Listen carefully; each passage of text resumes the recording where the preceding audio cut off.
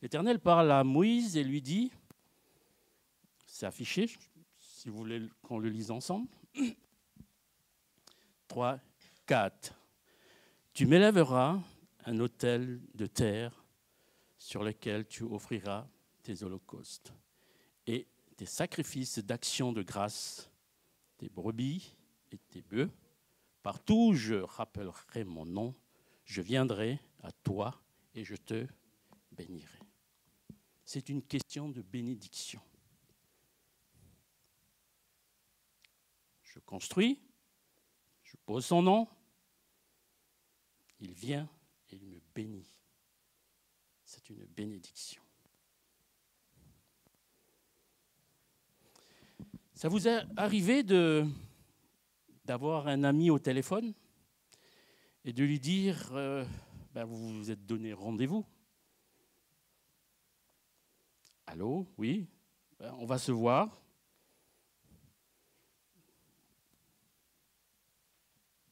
On fait comment pour le rendez-vous? Pardon? On fixe la date, merci. L'heure, oui. Lieu, l'heure, d'accord? Il faut fixer un temps. À quel moment on se voit?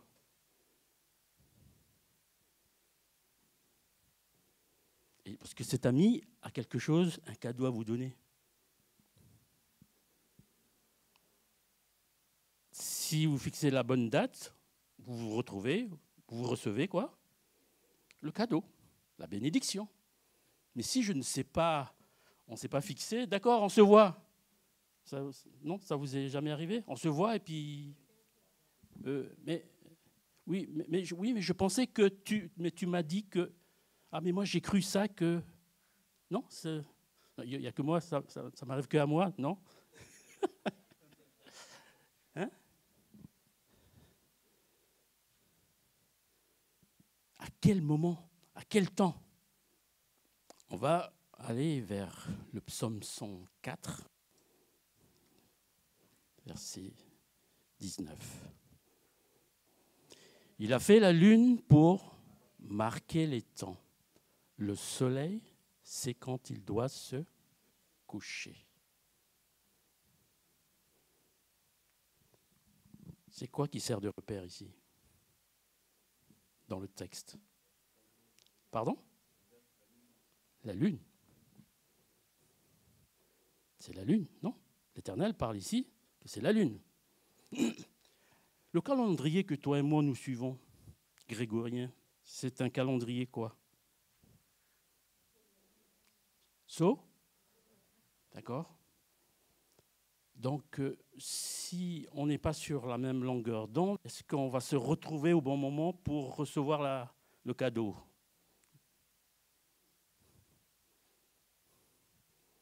Il nous dit ici, c'est quoi?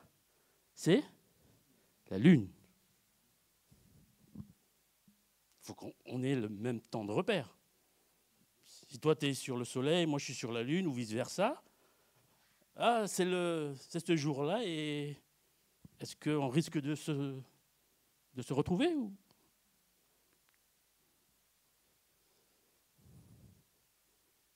Oui? Non? Je n'aurai pas mon cadeau, non? Ou tu ne recevras pas ton cadeau. Il faut qu'on détermine le temps. À quel moment?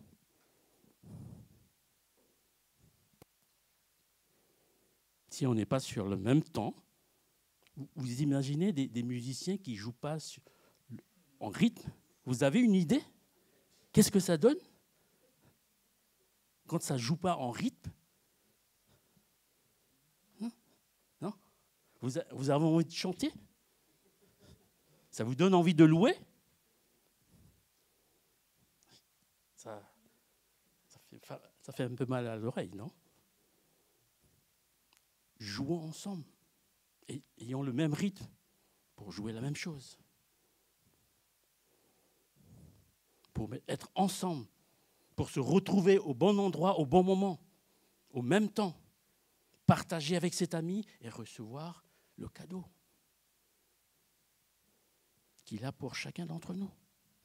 Dans 1 Chronique, chapitre 23, versets 30 et 31.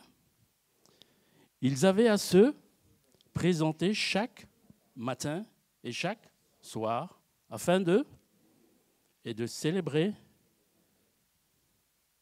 31 et à offrir continuellement devant l'Éternel tous les holocaustes à l'Éternel.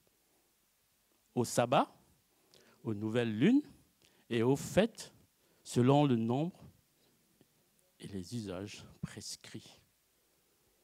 Il faut se présenter quand? Le matin, le soir, tous les sabbats, nouvelle lune et aux fêtes. C'est quoi les fêtes ici?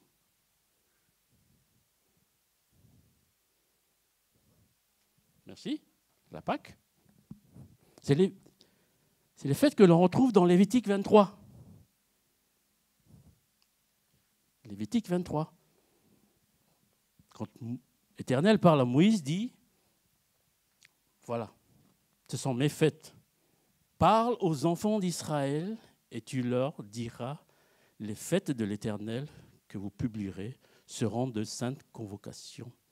Voici quelles sont mes fêtes. C'est des quoi? C'est des saintes convocations. Des saintes convocations. Il veut nous voir quand? Le matin, le soir, le sabbat, merci, nouvelle lune et les fêtes. C'est à ce moment où on se voit et je te donne quoi? Je te bénis. Tu vas recevoir ton cadeau à ce moment-là. Mais si moi je suis sur l'autre calendrier, qu'est-ce que je fais? Je vais recevoir cette bénédiction. Je vais déjà le trouver et je vais recevoir la bénédiction. Ou on ne va pas se trouver. Je vais aller dans ce lieu, mais on ne va pas tomber ensemble. Pour recevoir la bénédiction, il faut qu'on se retrouve au même moment, en même temps. Les sacrifices que l'Éternel nous dit de faire ici, voilà. Fais le matin, fais le soir, fais le sabbat, fais la nouvelle lune, fais sur les fêtes.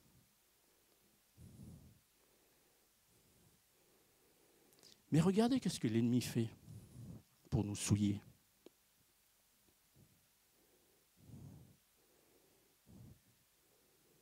Il ne veut pas que je retrouve mon ami là pour recevoir la bénédiction. Qu'est-ce qu'il fait? Il fait des sacrifices aussi à ces moments-là. Il donne des choses que je ne peux pas aller au rendez-vous. Je ne serai pas au rendez-vous. Je ne vais pas le trouver et je ne vais pas recevoir la bénédiction.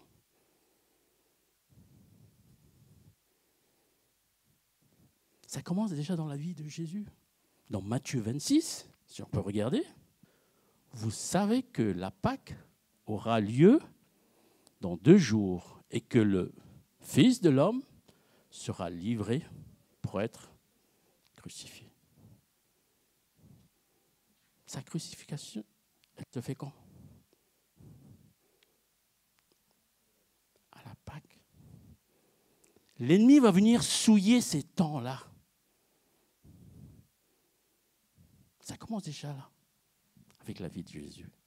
Le sacrifice va être fait là. Pourquoi? Mais parce que non, l'Éternel a dit non, je dois te voir là, je dois te voir là, je dois te voir là. Et lui, il vient, il dit bon, ok, l'ennemi, il me propose autre chose. Il y a plein d'histoires comme ça, nous pouvons trouver dans la Bible.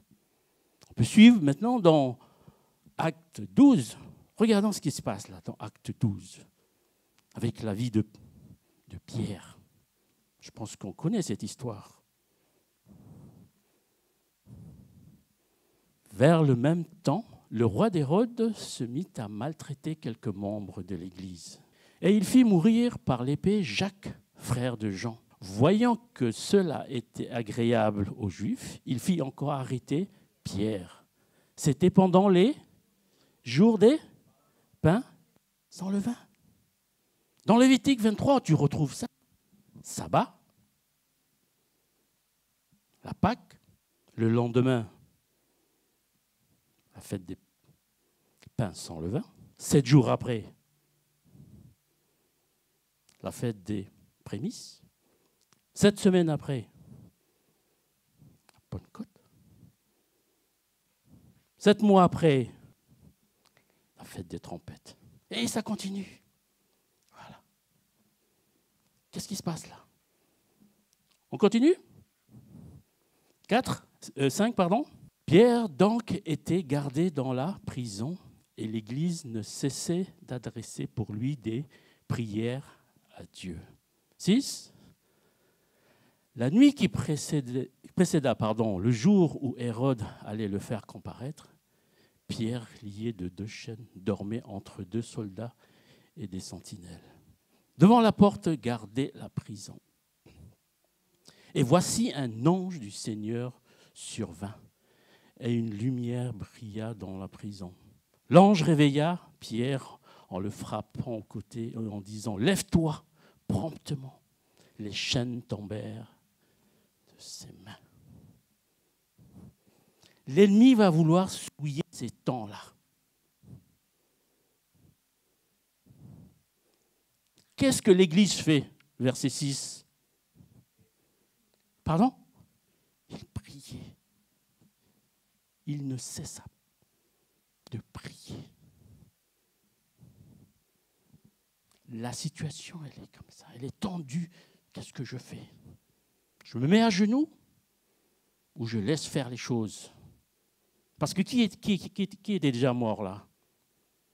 Qu'est-ce que Hérode avait tué déjà qui ici, au début, verset 2? Pardon? Jacques, merci. Et là, c'était le tour de Pierre. L'Église n'avait pas prié avant. Ils se sont rendus compte quand il a attrapé Pierre cette fois-ci, à quel moment on nous dit ici? C'est les jours de quoi? Pain sans levain. On est dans les fêtes.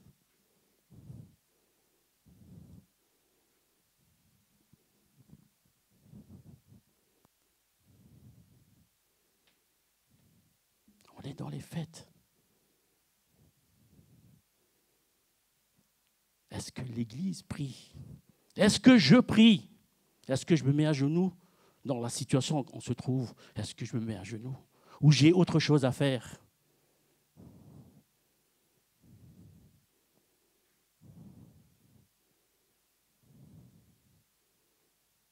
Ou peut-être que je ne suis pas sensible à ce qui se passe autour de moi. Je laisse faire les choses. L'ennemi va venir nous souiller pendant ces temps-là. Pendant ces temps-là.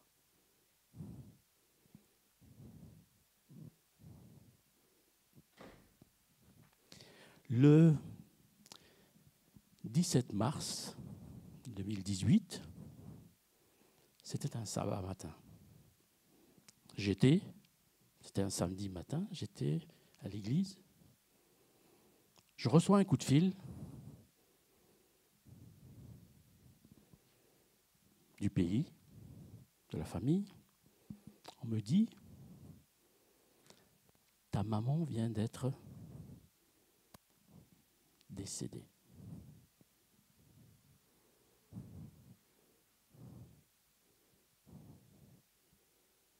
C'est un jour de quoi? Pardon? Oui, un sabbat. Et si vous allez le chercher, ce 17 mars là, 2018, c'est un jour de nouvelle lune.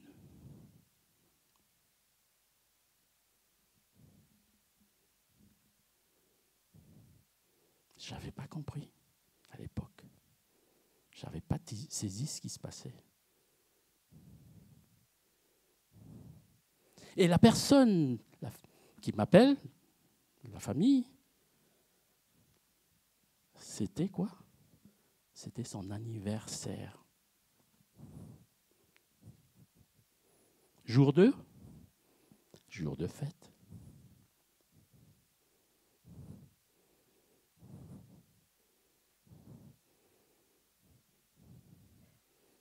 L'ennemi voulait continuer les choses. 2 ans après, il voulait remettre ça. Mais j'avais maintenant compris qu'est-ce que j'ai fait. Je me suis mis à genoux. Ça a arrêté le droit qui voulait continuer ici. Qu'est-ce que je fais? Je me mets à genoux pour arrêter ce qui est en train de se passer là. Je dis non, ce n'est pas pour moi. Je continue mon chemin.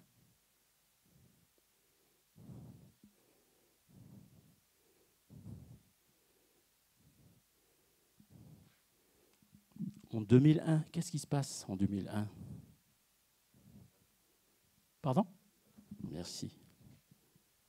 C'est quoi là?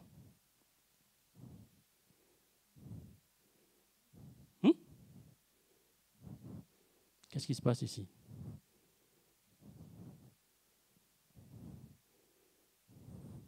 Vous avez une idée? Dans Lévitique 25, l'Éternel parle à Moïse, dit que tous les 7 ans, la terre, elle doit être comment? En repos. Une année sabbatique. Chez les Juifs, on parle de l'année Shemitah.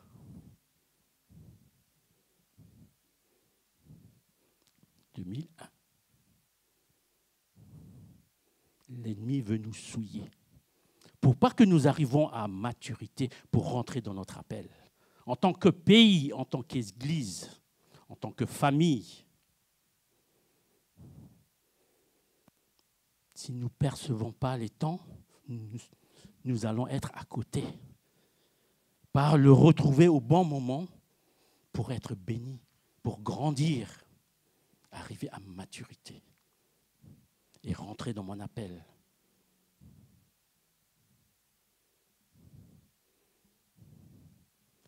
C'est pour ça l'Éternel dit à Moïse, dans Exode 20, verset 8, Exode 20, verset 8, c'est un verset que nous connaissons. On le lit ensemble. 3, 4. Souviens-toi du jour de repos pour le sanctifier. Mets-le à part. Garde-le, protège-le. Protège ces moments-là. Mets-toi à genoux, protège ces moments-là. Ne laisse pas l'ennemi venir te souiller, me souiller, nous souiller. Souviens-toi du jour de repos pour le mettre à part. L'Église a fait quoi pour Pierre? Il a prié. Qu'est-ce qui s'est passé? Il y a eu quoi? Les chaînes sont... Et qui est venu le chercher en prison? L'ange est venu le chercher. Quand on se tient à la brèche, il y a des miracles qui se passent. Mais est-ce que je suis conscient où je suis, à quel moment je suis? Pour me mettre à genoux et contrecarrer les œuvres du malin ici.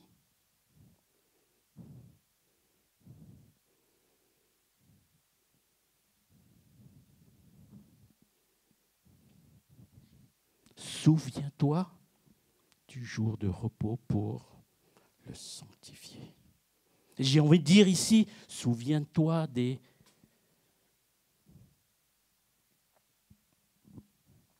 ce qui est dit dans 1 Chronique 23, des saintes convocations. Rappelle-toi de cela. Protège-les, garde-les, mets-les à part.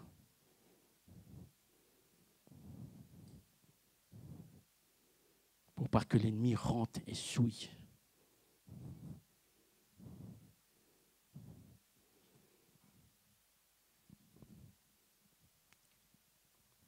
Garde ces temps-là. Garde-les. Pour que on puisse retrouver cet ami-là, partager ce moment-là, être béni par cela. Repartir de là grandi et avancer dans sa vie.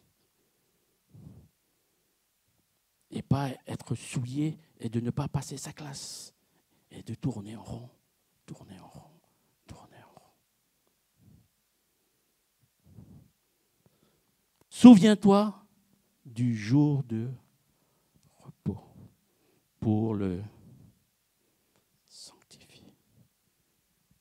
Mettons-nous à genoux et prions pour ces moments-là, ces saintes convocations-là, pour garder ces moments-là à part. C'est ma prière pour nous ce soir.